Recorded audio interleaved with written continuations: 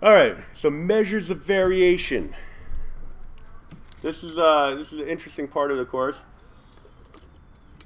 because it seems like, or at least I don't know. I throw my own experiences into the mix sometimes as a student, and sometimes those experiences are outdated.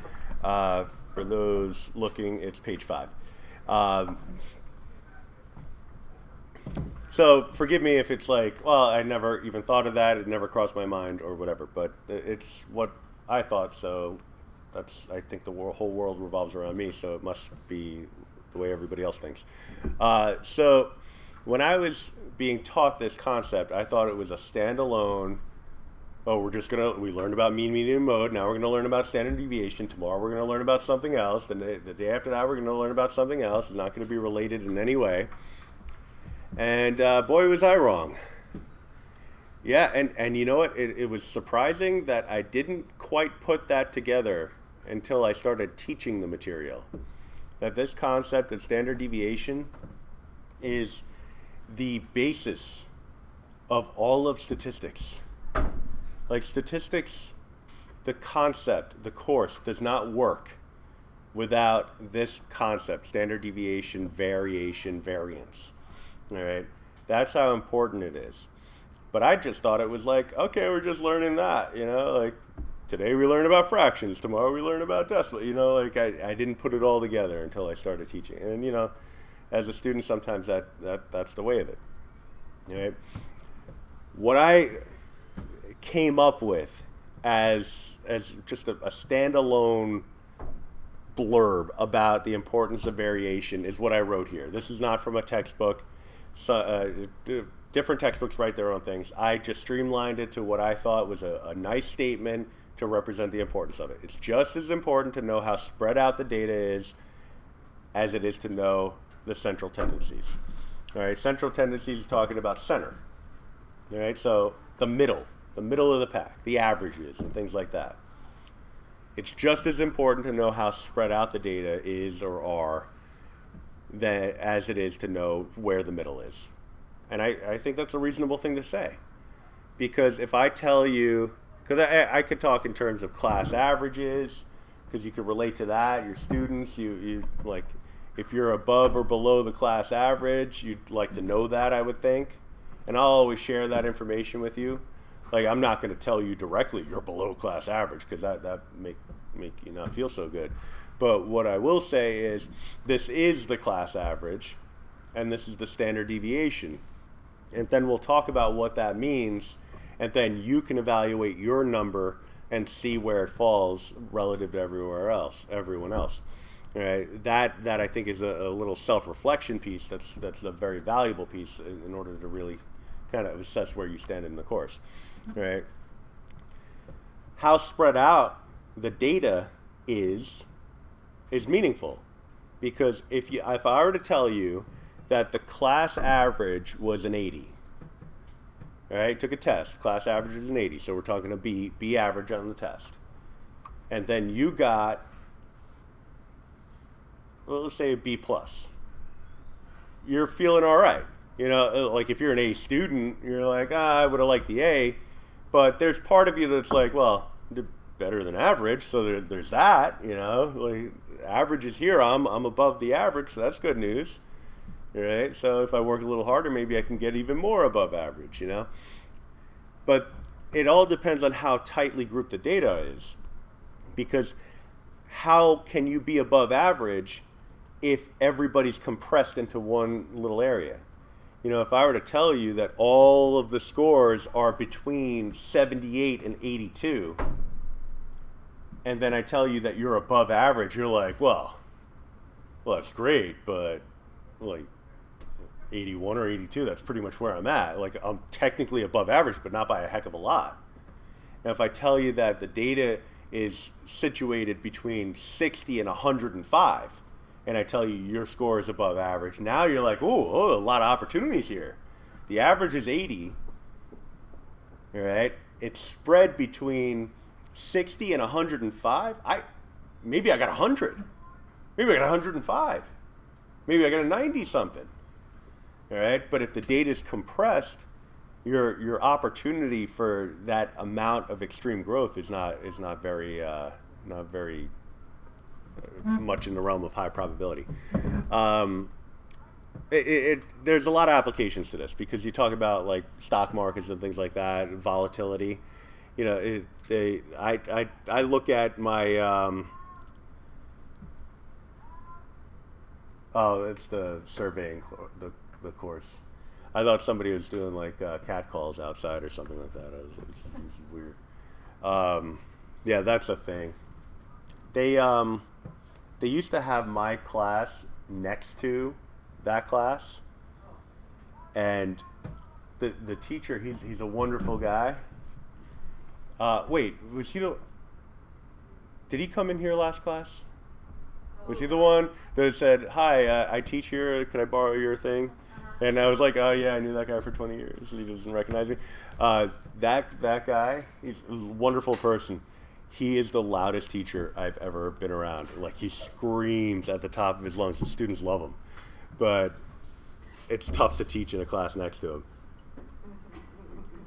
Like really, really tough. And so that's an example of it because I completely lose my train of thought. But all right, let's see if I could get back on the train. Spread, data, spread out, opportunity, stock market. Okay, so 401ks, investment accounts and things like that, investing in the stock market. So what happens is, if you meet with a financial advisor, they ask you when you're investing your money, do you want to go with the high risk or the low risk, and or you want to play it safe. You want to diversify that portfolio and kind of mix a little bit of high risk with a little bit of low and a little bit of middle of the road stuff. And so what's happening is they're looking at volatility in the market. Stock market prices that fluctuate a lot. All right, so a large variation, standard deviation is really high, or ones that don't really vary very much. All right, so the high risk ones. So the good news about that is you can make a ton of money, or it could go the other way. All right. The issue with the low risk ones is that you're not going to lose much of anything. Very stable. All right, so it's hard to see, but I'm going down by just a smidge. Maybe I lost a penny. Oh, that's not bad. But the best you're going to do is earn 2 pennies. All right, so your money's safe. All right, and then the middle of the road is where you're going to kind of capture the ideas of both of them. All right, where you're going to take some risks with some of your money, but you're going to always have a certain percentage of that money that you're keeping safe. All right, so you're hoping to strike it rich with the volatile stocks. All right, you're not gonna worry about it when it hits a low, because if you keep watching it, you're gonna have a heart attack like once every 6 months, and then you're gonna have like a rush, like a rush of like I'm the king of the world, like once every probably 18 months because it goes up. Like yes, I'm not gonna do it. And then if like you're only going to take that money out when you retire, like why are you watching it when you're like 28? Like what's the point? You're going to see all those dips and the highs, the lows, and all that stuff.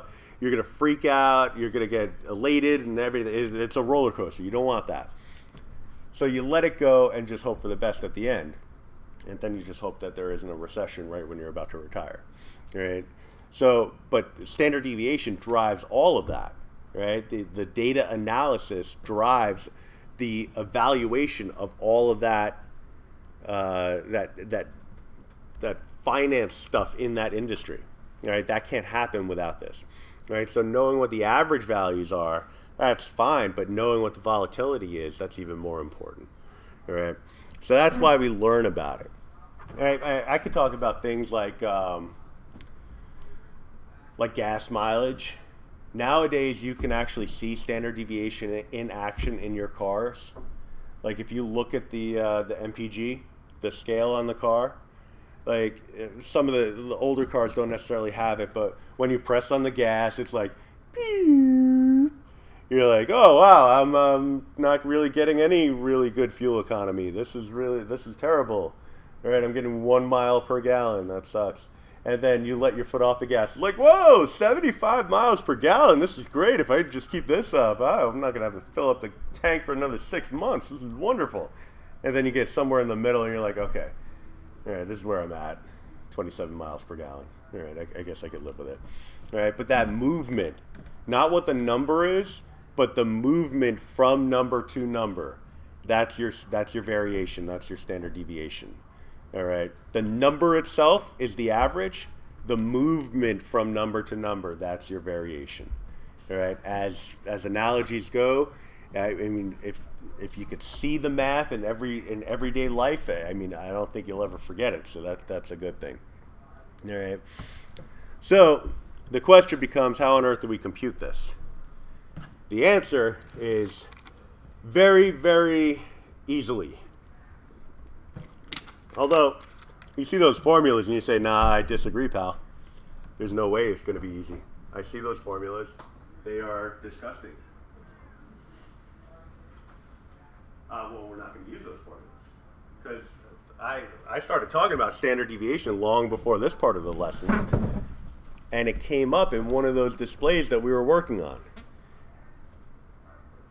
Sorry, I just got to double check. Yeah.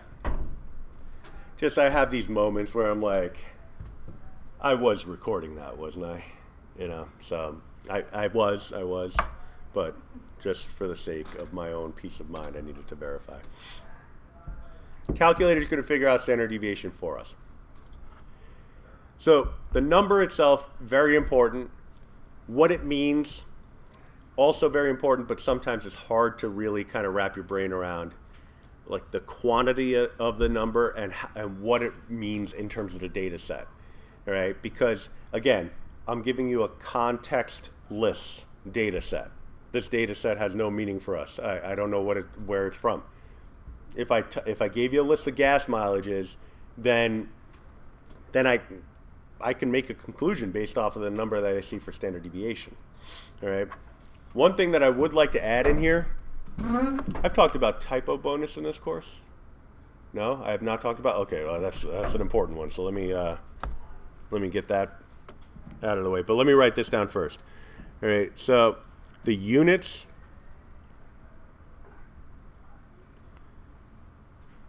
for the standard deviation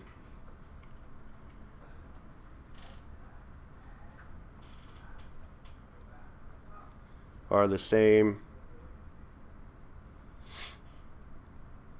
as the raw data.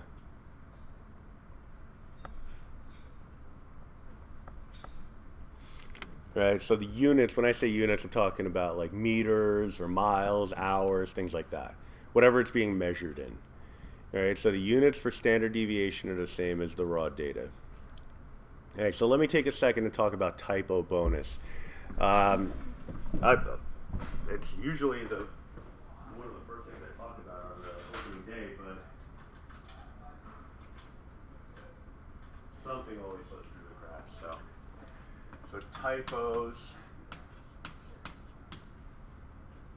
Now these could be in my packets. They could be on my website. They could be on my YouTube channel. They could be on a t-shirt I'm wearing. I mean, just find any mistake that I've made.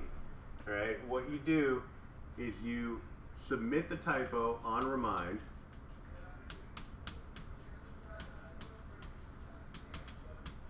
All right, and the way you submit it is by identify the error, location, and fix. So the error, the location, and the fix. Submit that to me for each one, for each typo.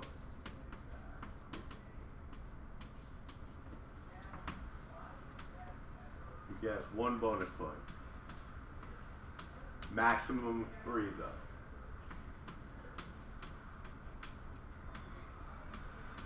What is this for again? On a unit test. On a test. Maximum of 3. All right, very important. Maximum of 3, because I mean, I unfortunately make a lot of typos. I had an opportunity to take keyboarding as an elective in my junior year of high school, and I opted out to have an extra lunch, and I've been paying the price ever since. But because I thought keyboarding was a music class. I wasn't into music at that point. Apparently, it was typing. I would have been like legit. All my classmates took it, and they're like, they came out. They're like closing their eyes, one hand behind their back. They're like typing everywhere, and I'm like,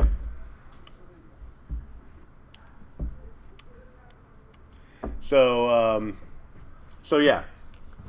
So typos are a thing in my life, but I make it so that it benefits you. So I max it out at 3 because honestly, if I didn't, you wouldn't have to take a single test in this class and you'd all have A's. That's how many typos you could probably find in my package. So they have to be unique typos. That's the thing. So it's first come, first serve. So once you find a typo, submit it, and then I'll put the credit on Blackboard. The one thing you don't want to do is raise your hand and say, hey, I think I found a typo on page 10. The first line, shouldn't that be capitalized?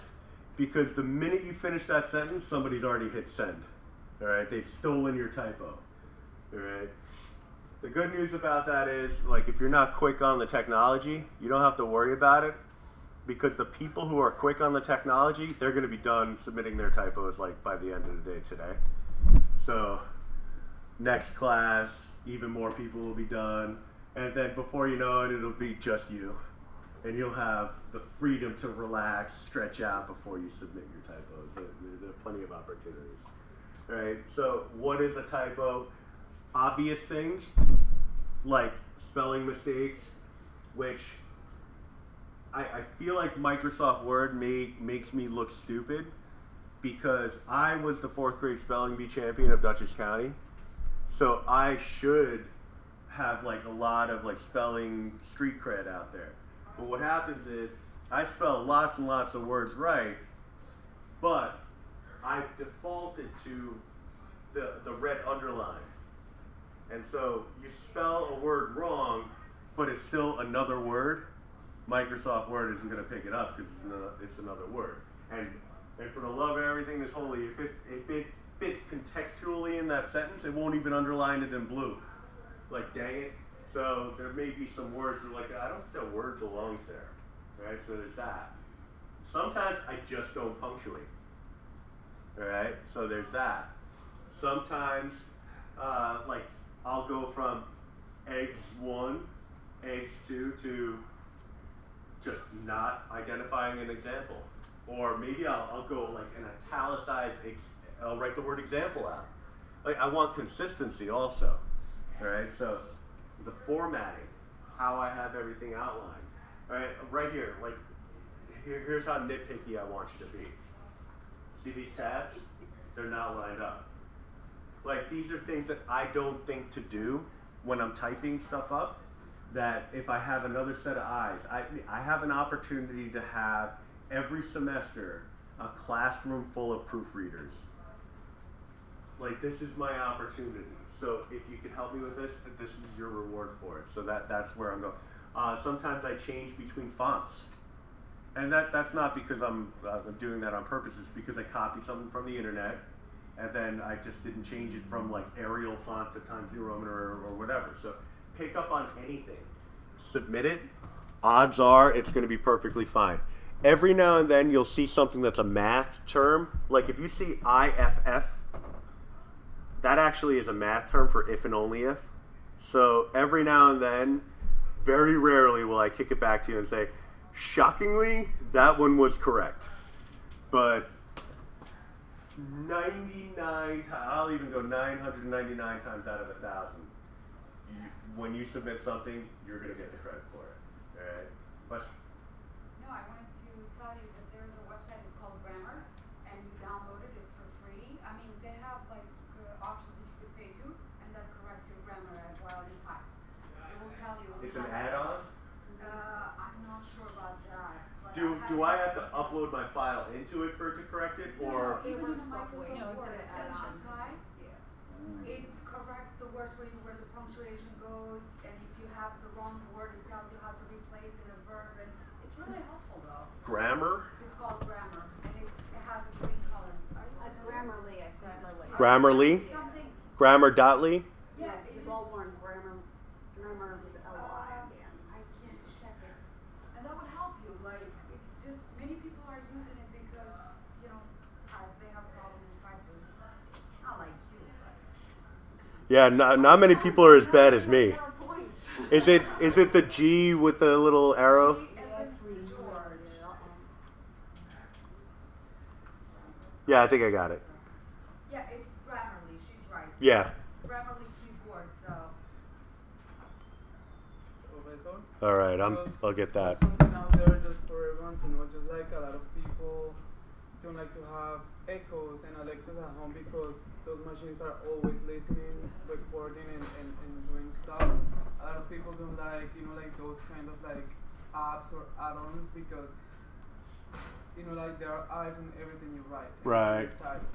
So in cybersecurity, you learn about that. Just like, there's people who are extra careful and they tape their cameras on their laptops, which is very smart. There's people who don't like that, don't like to have an Alexa because there are keywords that activate Alexa to record. Right. Oh, And, okay. people are not aware of that. And just in the same manner, when you have, like when you yourself install something into your computer to look at everything you're typing, that can It's a third-party thing. Yes. Yeah. The basic. So you don't want to do that. Gotcha. Just mentioning it, saying that. Hmm.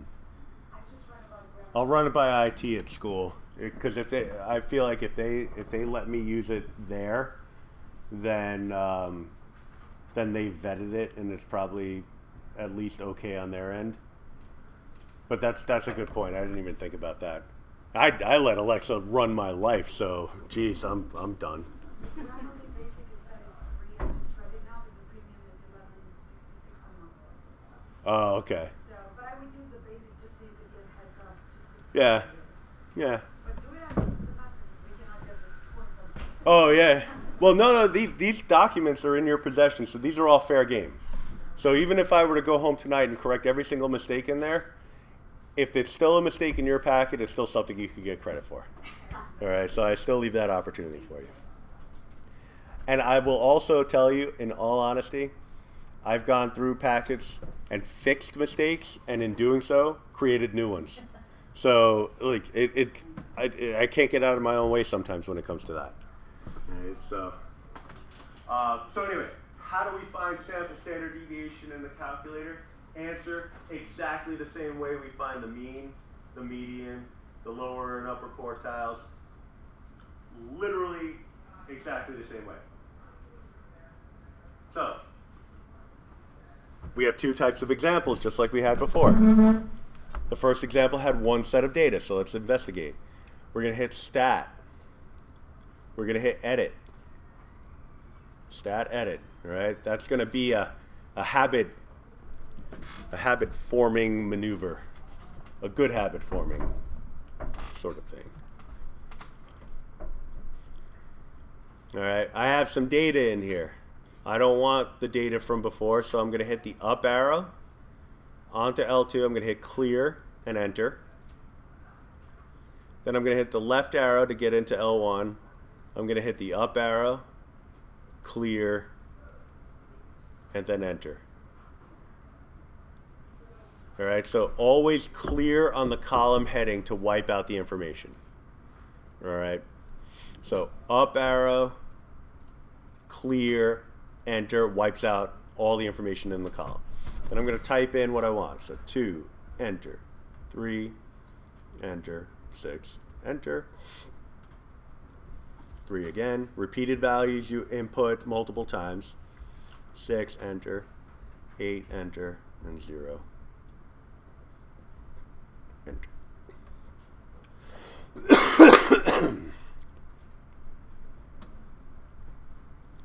So, I have my data in. I'm going to go back and do the quick double checkaroo.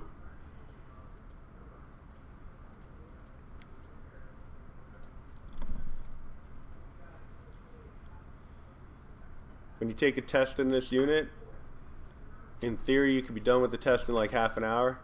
The second half hour, you're going to spend just double checking your data.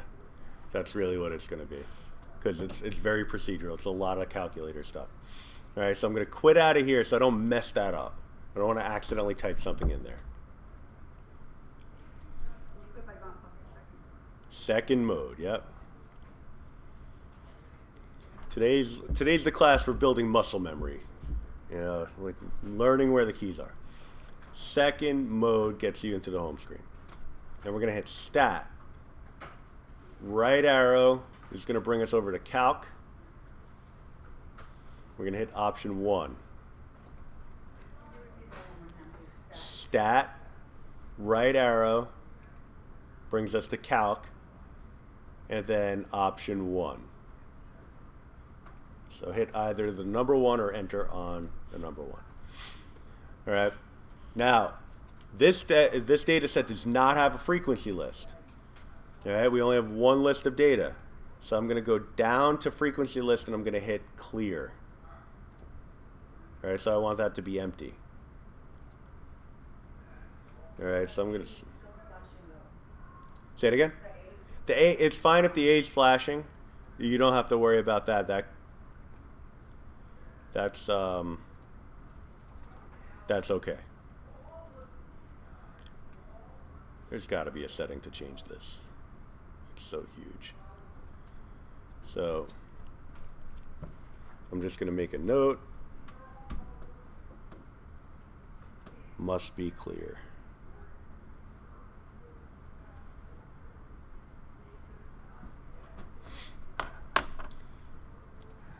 All right, so then we hit Enter on Calculate. And then it does the magic for us. Yeah, let me just snip this. Just gonna get this on the screen first. Look at the size of that.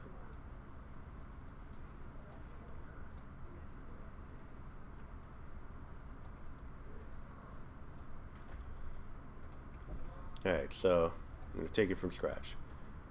We have the data in. We did Stat. Right arrow brings us to Calc. Option 1. We have L1 in our list. So then hit down arrow. Hit Clear so that frequency list is empty. Go to Calculate. When you're on Calculate, then you hit Enter. And it does the magic for us.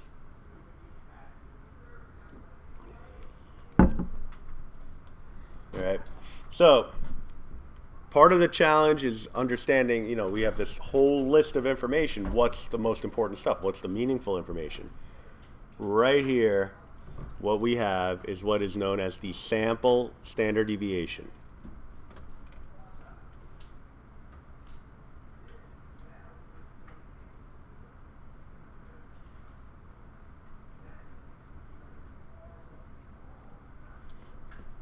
Later on in the course, we're gonna spend a lot of time talking about the difference between a sample and a population. But for now, I'll just give you the short version. A population is all of a particular category. So if I'm talking about humans, a population would be all humans. Sample is anything less than all. All right. So population of students at WCC, every single student at WCC. We are then a sample. You know, we're not a random sample, we're self-selected. You chose to be here on Saturday mornings from 8 to noon.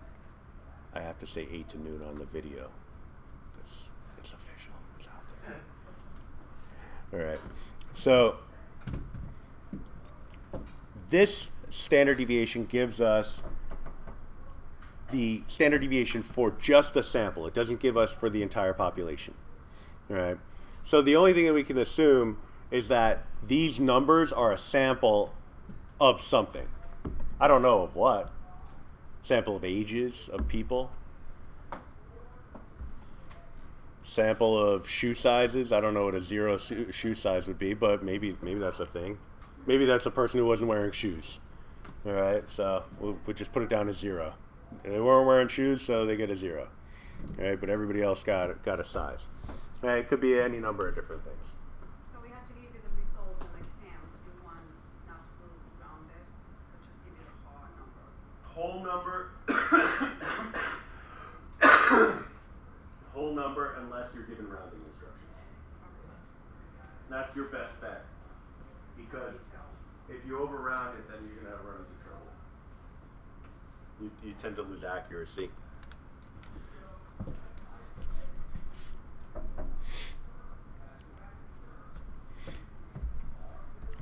We'll actually start getting more into the rounding concept once we start doing stuff with these numbers.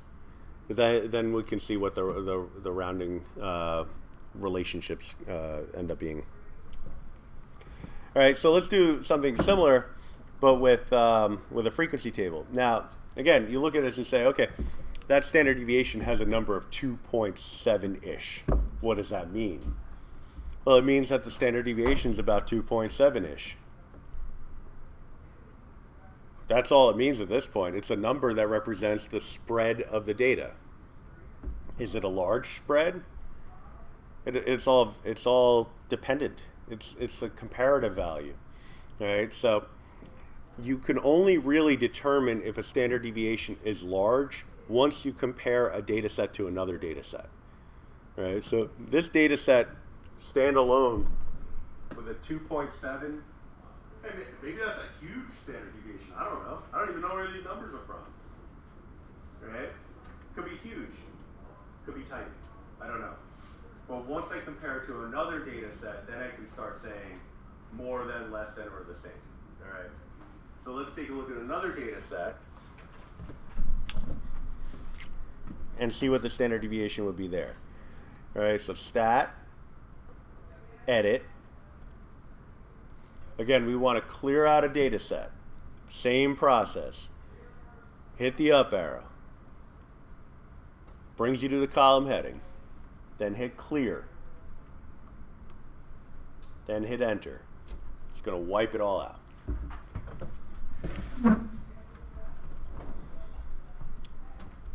Then it's just a matter of typing it in. So again, the numbers, 10, enter, 20, and, hold on. So I accidentally put 120 in there. I'm just going to hit clear to wipe all that out and then just change it to 20 because I made a typo. So I'll fix it real quick on the fly. 35, 41, 52. Hit enter.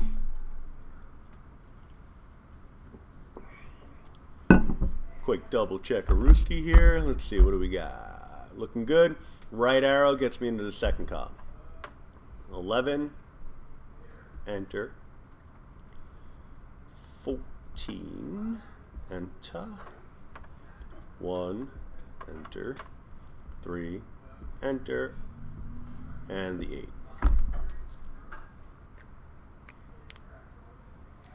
So all the data's in. So now we quit out of here. So that's our second mode. So that's the home screen. Second mode. Blank slate. Same process as before. Stat, right arrow to calc, option 1. All right, so we're building the habit now. More and more familiar. This time we have a frequency list. All right, so I'm just going to note it here. This is a frequency list.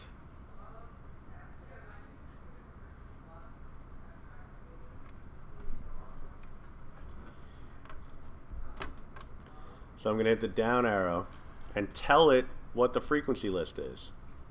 Right? I put my list in L2. My frequency list, I put it in L2. So I want to hit second 2. And then enter.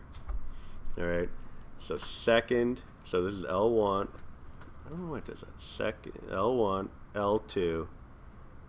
Frequency list is L2. We get that by hitting second followed by 2. Again, You're never hitting keys simultaneously on this calculator. It's always one after the other. Second followed by 2. Alright, I'll snip this in here. I don't want that.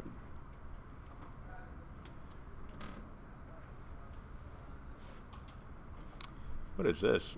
Try new improved features like snip and sketch. Okay. Windows logo key Shift S. I'll try that later maybe.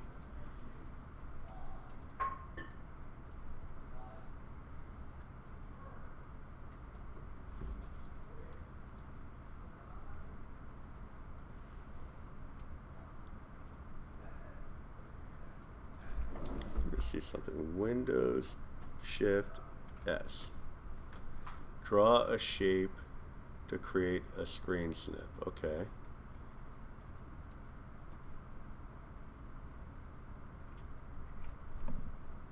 Oh, okay. I guess that's fine. A little shortcut key. Windows Shift S. I learned something new today. That was nice. Alright, so I'm going to hit enter on calculate.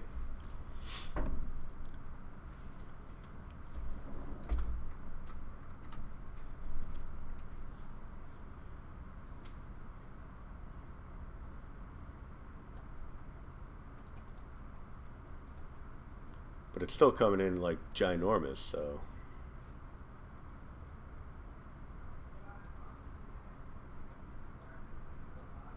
It's because this smart notebook is outdated. That's the problem.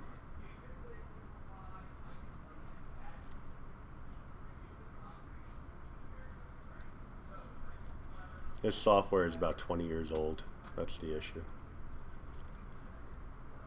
So, let me get my highlighter, which is right meow. And there's my standard deviation, sample standard deviation. All right, so in terms of like effort, it's no more effort than what we were doing before. All right. In the beginning of the class, this was a monumental effort, because if you hadn't picked up a calculator before, you know, just turning it off and on was like, what do I do? You know.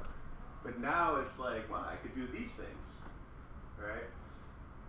But you saw the formulas that you have to use to do it by hand, and yeah, I've done it both ways before. I've gone through, and you could even see videos if you want to see me torturing a class, showing them how to do it by hand first, so that I could say, now imagine there was a way to do this without having to do all that work. What if you could just type it like into a calculator and just hit enter on like maybe the word calculator or something like that, and it would do it all for you. Imagine that. You know, like you could watch videos of me torturing classes with that big reveal. It doesn't quite have the payoff that one would expect. Like, I would think they'd be like, oh, you're our savior, thank you for doing this for us. And it's more like, why couldn't you just show us that, man? Like, what? Like, we would have just believed you. We saw the formula, it was ugly. We knew it was going to involve work. Like, we would have taken your word for it. You didn't have to blow 45 minutes of class. So I figured I would just go that route and tell you a quick story about how I tortured another class, which happened, so. But yeah, it does take a little time to do it by hand. And I'll tell you, these two examples are hand-picked because they involve nice numbers, which is somewhat surprising. Now this one, you look at it and say the mean is 4. Okay, so I'll buy it. Somewhat nice numbers. The standard deviation, I'll tell you right now, very rarely will the standard deviation ever have nice numbers. All right, most of the time they're going to be funky decimals. And that's because the result of a standard deviation is based off of the square root, and almost always square roots are going to have just ugly numbers, right, when you're dealing with data. The issue here is that most of the time the mean is not going to be a nice number, which is going to make everything not so nice as you go forward. But this one at least had a repeating decimal in it, so it was a fraction-based problem. So as far as level of difficulty, I would say that this would end up being not the worst example to do by hand, but it still took, I mean, between these two problems, if I do it in a class, in my high school class, it takes 1.5 class sessions. And if I were to do it in a class here that met twice a week, you know, in the evenings, it would take one of those class sessions. So basically half of the time that we're here. And it's like, wow, it's taking forever. You know, and that's the nature of it, because you got to be careful with the decimals. The whole idea of not rounding, like, we don't want to round until the very last step.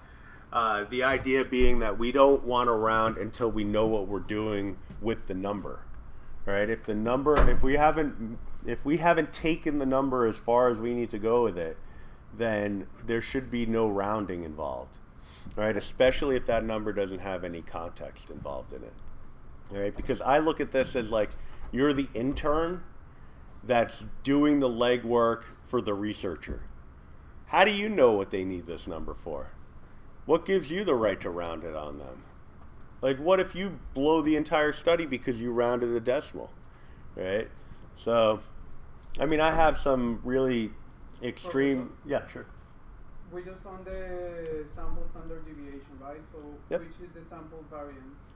So, oh, sorry, I'll get to that in a second. Good call. But yeah, so if you were to actually make a study on your own, if you were to conduct a study on your own and draw conclusions based off of your data analysis, then you'd have perfect license to round any way you want. But I have some extreme examples. I don't think they're for today, that really get across the idea of not making the mistake of rounding when you shouldn't. All right, but the question was, and it was a very good question because it says it right there, find the sample variance and sample standard deviation. I neglected that part. So let me take you through that. Sample variance is what you get if you take the sample standard deviation and square it. All right, so variance, so sample, I'll just tuck that in there. I don't know why I didn't write it first. Is going to be 16.23087926. We need to square that value.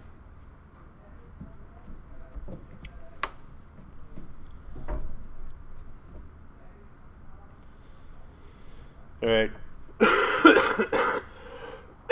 One of the drawbacks of this calculator.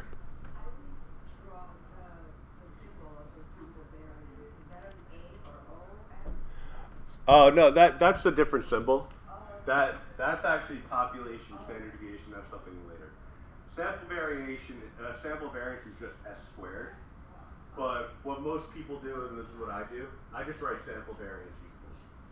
I don't use a symbol. And how did you get the 16.23 in the square? I just wrote this down, and I'm now going to square that.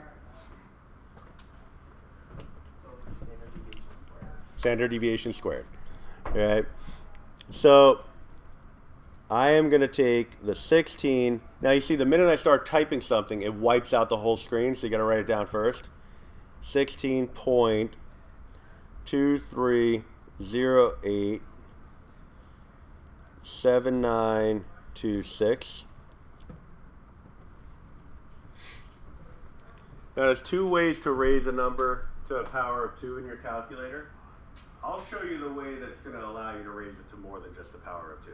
Because this key right here will raise it to a power of 2. But this key, this is the one I prefer to work with, because if you need to raise it to a fractional power, raise it to a 10th power, or a negative power, this is the one you want to go with. And the calculators I updated today, they used to not look like this when you hit that key. When you hit that little caret key, they call it a caret key. When you hit that little caret key, you used to bring a little caret up on the screen. And then you have to put the little exponent after it. And if you didn't put it in the proper parentheses, it would screw everything up. You don't have to worry about that anymore. Right? You're welcome. So what you have to do is just put the number representing the exponent in this case 2. Hit the right arrow to get out of the exponent, and then tap enter, and now you have your result. All right? So it takes a lot of the guesswork out. How did you calculate the calculated as what?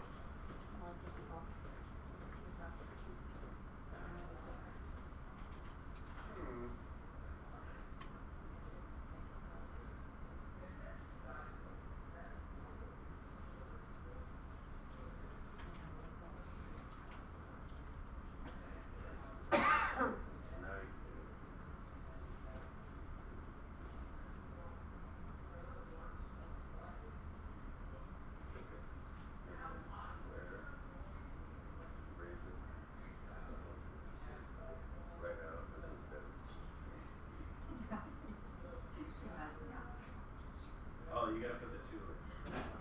How do I go back? Oh, so that's a cool thing. So just hit the up arrow twice to get to that. Hit enter, brings up your last calculation. And left to get into the little box. Put the little 2 in there. And I always hit the right arrow to get out of it, but then hit enter. Alright, so we have our value here. I'll snip it. But I also want to show you, because it was a good point, there's some things that if you're really familiar with these calculators, there's some little features that you're always just going to take for granted. And I'm trying not to do that because I want everybody to kind of be on the same page. I want everybody to appreciate this thing for what it is, the way I do. Right? I don't want you to hate this calculator at the end of the course. I want you to like it. All right. So let's say you made a mistake back here. You can't figure out, like, oh, I don't want to rewrite all that. You can't figure out how to get back to that. All right. There's 2 ways to do it. One way is simpler than the other. I'll show you the simple way. Up arrow. Up arrow gets the job done. All right. So you hit the up arrow. It puts you onto the previous answer. So if you wanted to work off of that previous answer, you could just hit enter now.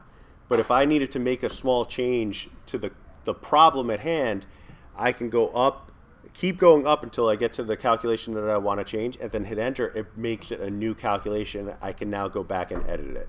So maybe I wanted to change that to a 3 or something like that. All right.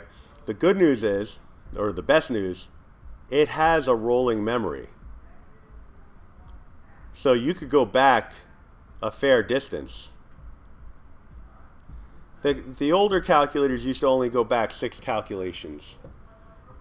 The newer ones can go back even further. But look at all these calculations I'm able to go back onto and recall. So if you're like, I made a mistake like in problem 1 when I was doing the homework. Let me go look at that one again. You don't have to type it all in again. You could say, you know what, let me just grab that one again. That's why I made a 6.02 instead of a 6.0 or something like that. You know, you can make a small adjustment. All right, so up arrow gets you where you want to go. All right, so little things related to this calculator that can make a big difference. Also, one thing I wanted to do is really talk to you. I mentioned it after we did the first example, but I wanted to bring it all together. You can see how this standard deviation is 16.2-ish. And this standard deviation for example 1 was 2.7-ish. The standard deviation in example 2 is much larger than that of example 1, which is telling us that this data is much more spread out than the data in example 1. I mean, you knew that by looking at it. This one went from the lowest value of 0, highest value of 8. This one went from lowest value of 10 to highest value of 52. So you kind of had a sense that it was going to be more spread out. But sometimes the frequencies can play a really big role in that. Let's say, for example, you had this same data set, but maybe there was only like one value for each of the high numbers, so 20, 35, 41, and 52, and all the other values were around 10. And then you had another frequency table where almost all the values were around 8, and everything else was represented once. All right, so you had like 100 values spread out among 2, 3, 6, and 0, and then, oh no, the other way around. Almost 100 values spread out around, or right on the number 8, and everything else spread out around the other values. Whereas for the example 2, almost all the values were at 10. Those numbers would be pretty pretty closely grouped together. You can actually play around with the data sets yourself and investigate this and see what the relationships are, because the good thing about the calculator is you don't have to make assumptions anymore. You don't have to study the rules related to how data relate to one another, because I mean, I had to. It sucked. It was like, what happens if you add two data sets together? What would happen to the standard deviations? What would happen to the means? It's like, all right, well, let me study that rule, because Lord knows I don't want to create two data sets just to add them together and find the mean and standard deviation. That's going to take all day. Now with the calculators, you can do that, and it'll take a couple of seconds, right? So instead of memorizing rules, you could actually investigate the relationships on your own, right? So that was a long, convoluted way of saying that the calculator is going to save us from having to get bogged down in technical jargon, you know, the vocabulary and the language of statistics. All right, we can actually explore the statistics without getting bogged down with that stuff. All right. So the last thing we're going to do today is talk about measures of position. So the concept of standard deviation determines where a value or set of values will fall compared to the mean. So you're above average, but how far above average? You're below average, but how far below average? You know, that's the thing. Because the analogy I gave before with the class averages, let's say they're all between 78 and 82, and I tell you you're above average, it's a small variation, so you're not really, like, I don't even have to ask the teacher where I am. I'm above average. 80 is the average. The highest value is 82. So I'm either 81 or 82. What's the difference? Like, it's not what I wanted it to be. You know, assuming that, you know, that's true for you. All right. But if the class average is 80 and the lowest value is 60 and the highest is 105, and I tell you you're above average, you're probably coming to me at the end of class and saying, am I 81 above average? Or am I 105 above average? Or am I 90? What do we got? Warmer, colder? Come on, give me something here. Give me something to work with. You know, you're not telling me much. You just told me above average. Or, heaven forbid, below average. Hey, you're below average, so you leave the classroom sobbing. I'm gonna fail the course. I'm gonna withdraw. You go home, you almost get into a car accident because you're so emotional. And then the next class you come in, you get your test paper back, you get a 79. You're below average. Yeah, by 1 point. You're not going to fail the course. You practically have a B. You know, so like that information didn't tell you much. You want to know how far below average you are, or how far above average you are. All right, and that's where measures of position come into play. So we learned about something called the empirical rule. And with that, we need to know two very important pieces of information. As you know, the mean and standard deviation are concepts that we're going to be living with for a while. I gave every analogy I can think of, but the one that I hope was the one that landed was where I said that I learned about standard deviation when I was a student. I thought it was a standalone topic, and then I learned that it was the thing that drove all of statistics. It was the most important thing. It's like, dang it, probably should have paid more attention. All right? So here we are. We're directly applying the concept of standard deviation immediately. All right? Good news is, first step in pretty much every process that we're going to use when we have a set of data is going to be the same. Stat, edit, type the data in. So it becomes more mindless as you go on. All right? Mindless in a math class is probably a good thing. Mindless work at the workplace, that does not make for a good career. All right? Anybody who's ever worked in data entry knows what I'm talking about. So we're typing our data in.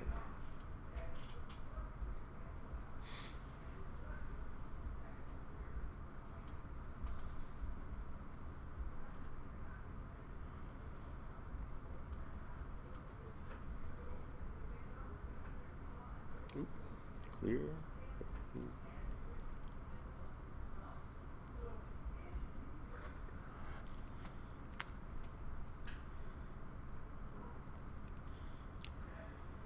All right, so we're going to find the mean and standard deviation, and then I'm going to talk about what this normal distribution business is all about. All right, so we're going to quit out of here. Second mode. Then we're going to hit stat. We're going to hit calc. Option 1. Now this is set up for a frequency list, just like the last problem. Fortunately, it's still a frequency list. I need to make no adjustments here. Right down to calculate. And here's my set of values. Windows Shift S, my new favorite function.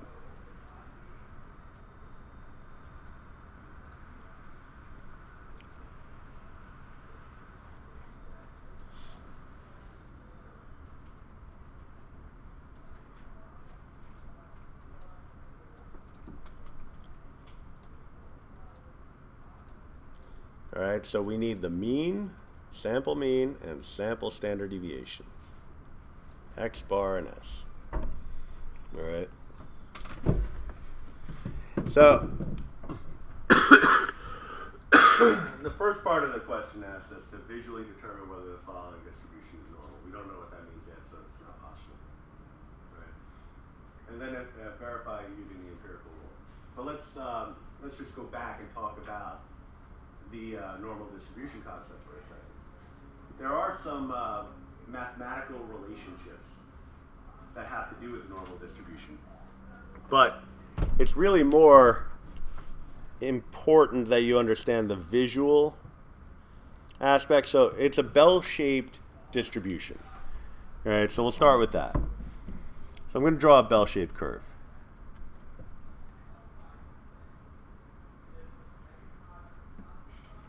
The best I can.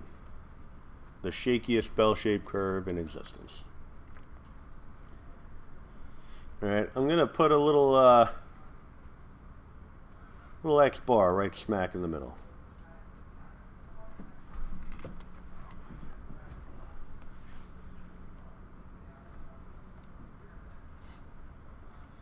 I'm going to zoom in a little bit.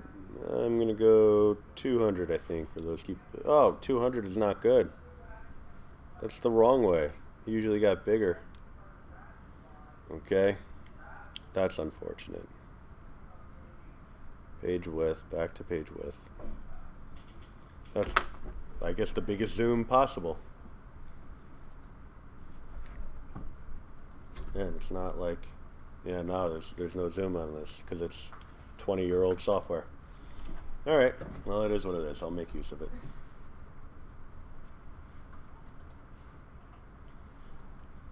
All right, so I'm going to count out 3 little tick marks in each direction. Give me a little napkin here.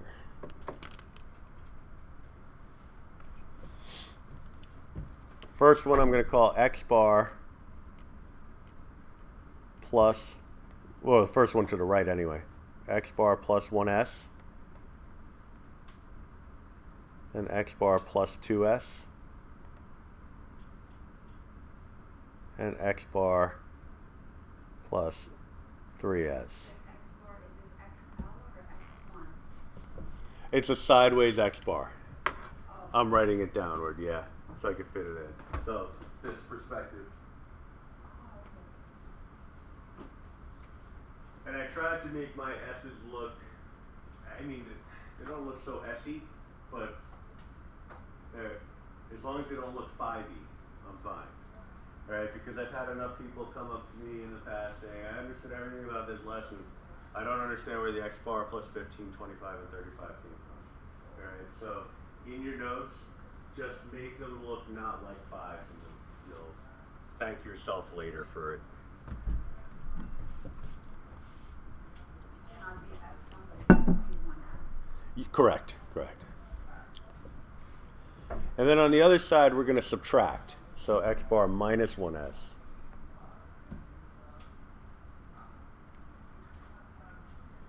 X bar minus 2s. X bar minus 3s.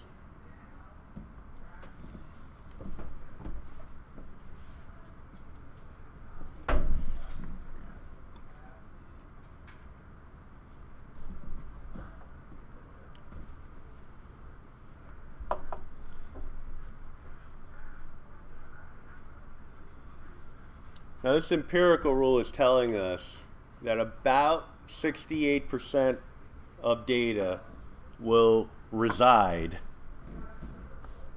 in the interval created by one standard deviation below and above the mean. And it's supposed to be symmetrical, but because my diagram is garbage, it's not quite. So, imagine a world. Yeah, I don't know. I can't draw. So, I mean, I can't draw under the best of circumstances. Now put me on a whiteboard or something, and we have a problem here. That might be slightly better. But it is supposed to be symmetrical. It just doesn't look very much like it would be. All right, so this is approximately 68% of all data points. All right, so if I had a population of test scores or cars where I collected gas mileage or anything you can think of, found the mean and found the standard deviation, counted it all up, counted up all the data values, 68% of all those data values should fall within one standard deviation of the mean. Is that an N? This is a squiggly equal sign that represents approximately. Oh, It's like a double tilde.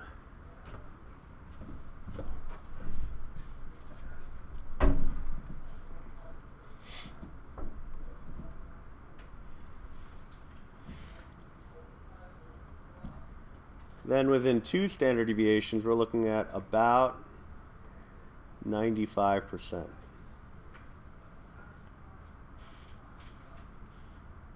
of the data.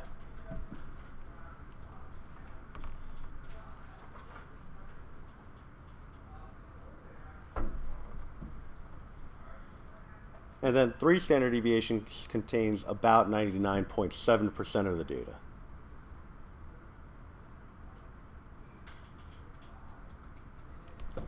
So it gets too messy, so I end up just kind of using an arrow here.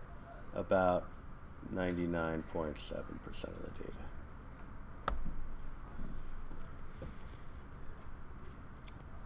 All of those sentences above, that's what it means visually.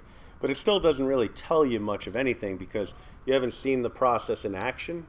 So it doesn't feel like, okay, it's like, okay, you drew a picture, dude. Like, thanks. Now what does any of this mean? All right, so let's get to the meaning of it. What I want to do is actually run some calculations. First, I want to find x bar minus 1s, comma, x bar plus 1s.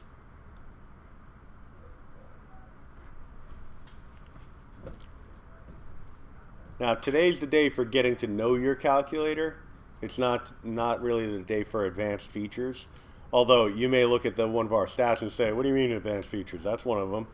That's actually one of the, no offense, it's one of the basic features. All right? And I try not to offend right after saying the words no offense. So please don't be offended by that.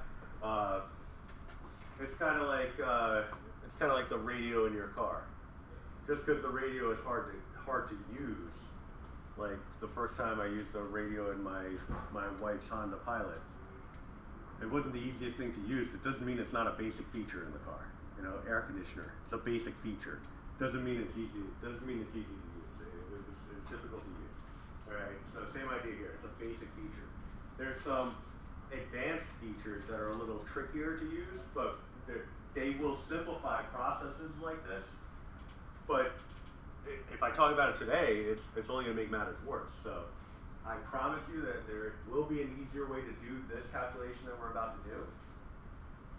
But we got to learn some other more basic features first. All right. So we have the X bar. So all of that was an apology for this. 18.829 26829 minus 1 times 2.1436, all that stuff. 23556.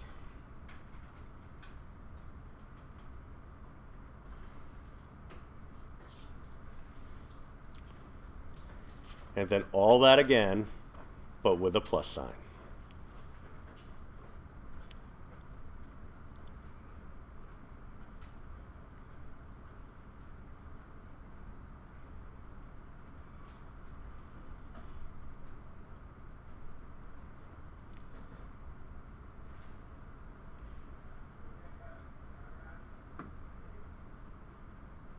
And as you're doing all these calculations, the one thing I want you to keep in mind and always remember every time you're doing a gnarly calculation like this is that I didn't invent this stuff.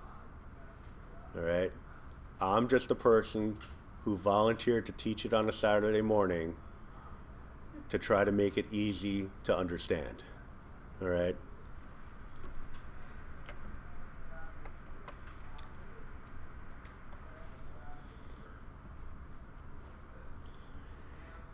So That's 1 times, right? Not 1. 1 times, yeah, not 1 point, yeah. Can we write an X, small x, instead of Yeah, it's perfectly fine. Perfectly fine. So then you got to type all that stuff in.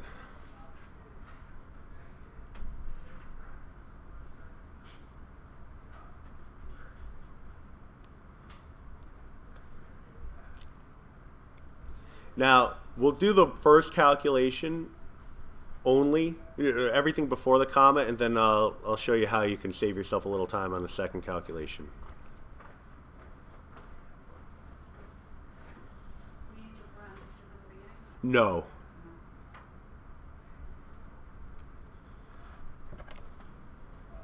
All right, so you're just typing in everything from here and stopping at the 6. So just the computation. The brackets will be part of the final interval, as well as the comma. All right, so once you type in that first calculation, hit enter. Now we have a final answer, so we can actually round this. All right, that's why I was saying before, when we just got the standard deviation, we weren't doing anything with it. We couldn't round that.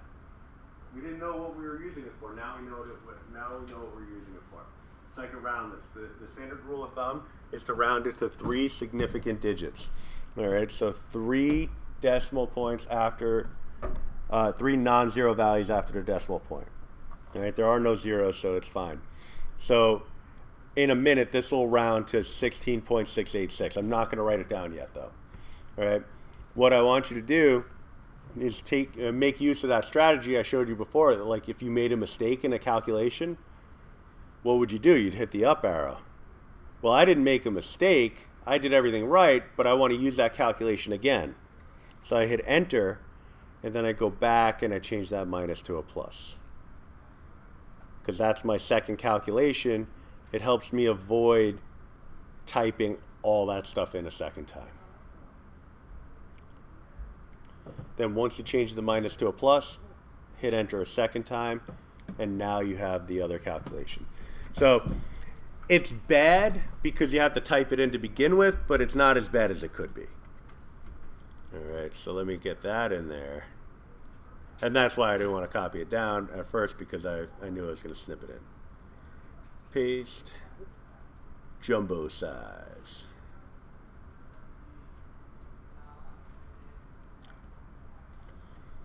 All right, so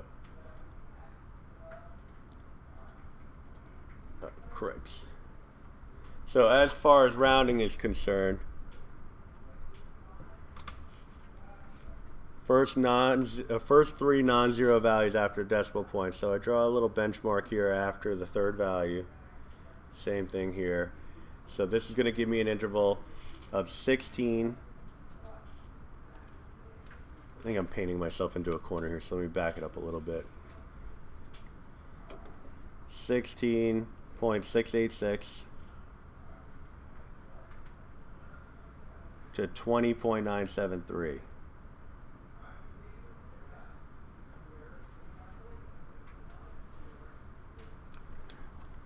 All right, so this has a lot of the look and feel of the concept of an outlier that we tackled earlier on in class. All right, so it's the question of, okay, well, what am I doing with this?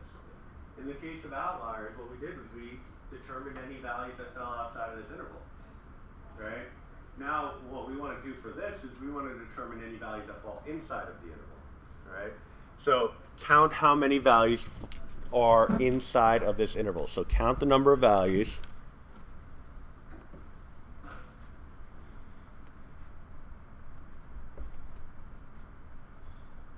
Within the interval of 16.686, comma 20.973. Professor, would you say just one, or given the frequency, would you say 14? You're gonna give the frequency also. So 14 occurs one time, 16 occurs 7 times, and so on. All right, so first we identify the x values that fall in that number, and then we use the counts that are in the frequency column to determine how many real values there are. All right, so what I would ask you is the number 14 in between 16.686 and 20.973? No. What about the number 16? No, just shy, right? What about 18? Yes. 20? Yes. What about 22 and 24? No, so just the 18s and 20s are in that interval. All right, so we're looking at these sets of values here. All right, so all I want is the counts. The frequencies represent the counts.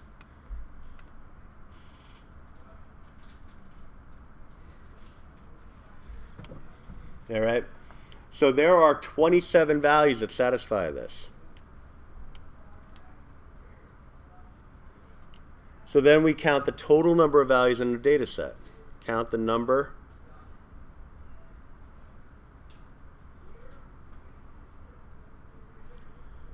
in the data set.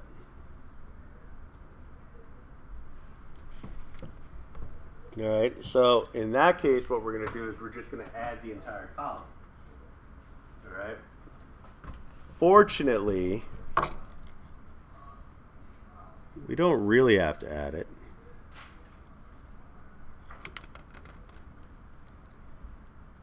Because n represents the number of values in the data set.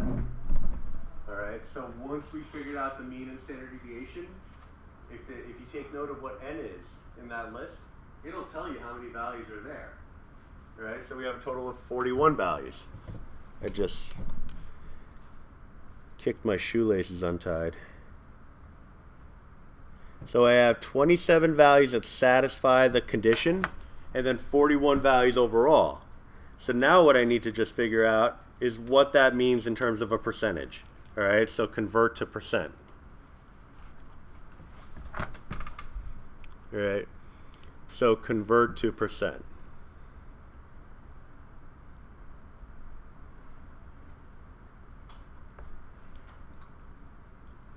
And so 27 over 41. So that's just division, 27 over 41 multiplied by 100.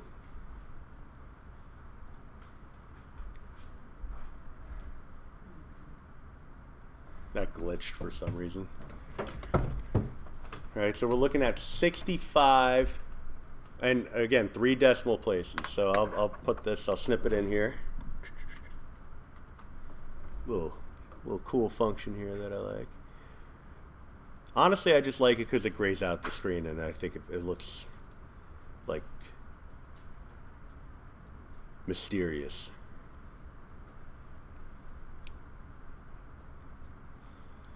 All right, so if we cut this off after the third decimal value, the third value after a decimal point, we're talking 65.854%.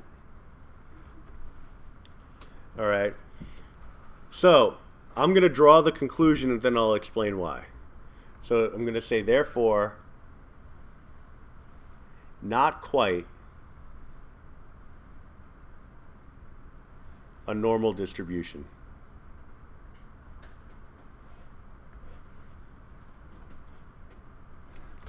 And then I'll erase all those stray marks that my palm just made. Not quite a normal distribution. All right. I'm just going to change the view so I can do that. So I can point at multiple things at the same time. Okay, so not quite a normal distribution. Apologize for the size, but I'm limited.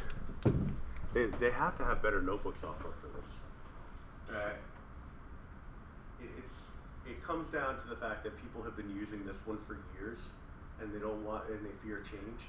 I've been using this for years, and I don't fear change. I want things that work better. That's not just what I'm comfortable with, but whatever. Anyway, so the rule says, assuming a normal distribution, we can expect about 68% of the data to lie within one standard deviation of the mean. What we just did was we computed the bounds or boundaries of one standard deviation around the mean. So these are the real numbers, 16.686 and 20.973, associated with just this one interval here. So the percentage I came up with should have been about 68%. All right? We define about as giving a little bit of wiggle room of 2%. All right? 2% away from 68% would be 66%, up to 70%. This is like, it's right on the bubble. But it's one of those where it's like, I can't justify it.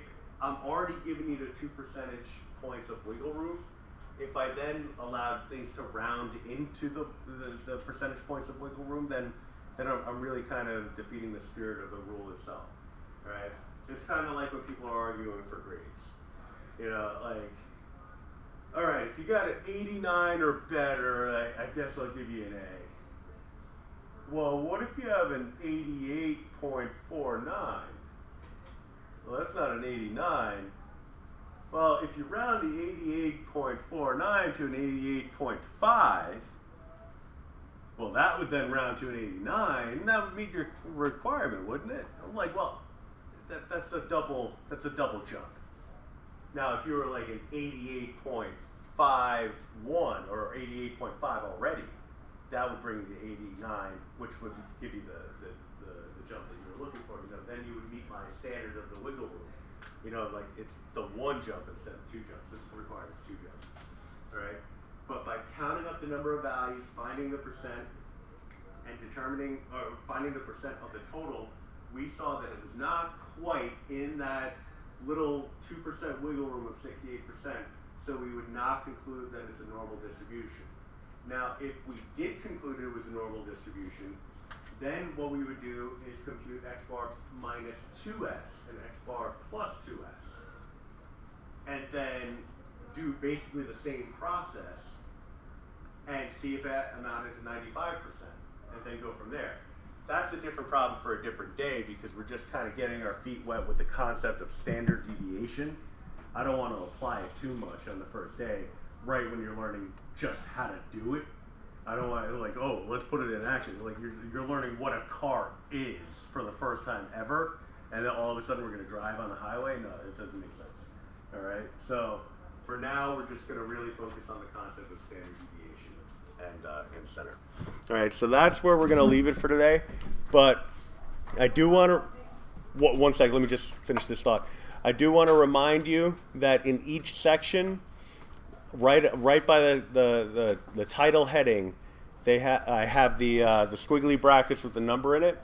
That corresponds to the section in the OpenStax textbook. All right, so OpenStax textbook is the online textbook for the course. So if you require extra practice for a concept, that's where you go for it. I don't want to mandate the extra practice, at least early on in the course, because there are enough people that look at this and say, I got it. And then there are enough people that say, I need plenty more practice with this in order to get it. I want you to decide what you need to practice on early on. Later on, I'll start mandating what you should practice and what you shouldn't. All right. Okay, sorry, you had a question.